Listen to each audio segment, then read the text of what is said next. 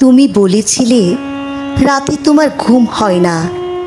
আমি বুঝেছিলাম সময় চাইছো। তুমি বলেছিলে আকাশে কি মেঘ করেছে দেখো। আমি বুঝেছিলাম তোমার মন খারাপ।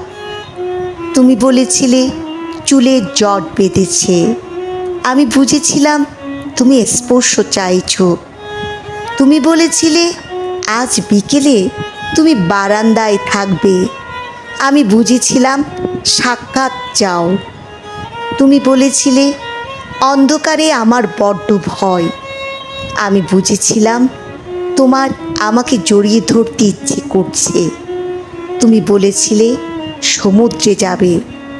আমি বুঝেছিলাম পাশাপাশি হাত ধরে হাঁটতে চাইছো। তুমি বলেছিলে নীল প্রিয় রং। আমি বুঝেছিলাম তোমার কষ্ট হচ্ছে। তুমি বলেছিলে ঠোঁট ফেটেছে। আমি বুঝেছিলাম চুমু খেতে চাইছো। তুমি বলেছিলে অঙ্ক ভালো লাগে না। আমি বুঝেছিলাম তুমি কবিতা ভালোবাসো। তুমি বলেছিলে আজ তাড়াতাড়ি ঘরে ফিরতে হবে।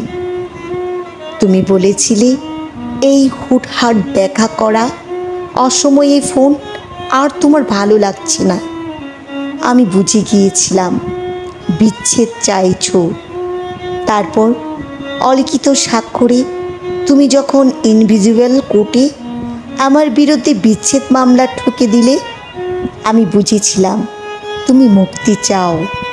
এরপর সব বুঝে যখন আমি দার্শনিক, সব মিটিয়ে তুমি যখন অন্যের ঘরণী, একদিন আমাদের দেখা হলো।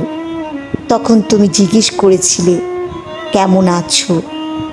আমি বুঝে গিয়েছিলাম তুমি ভালো নেই।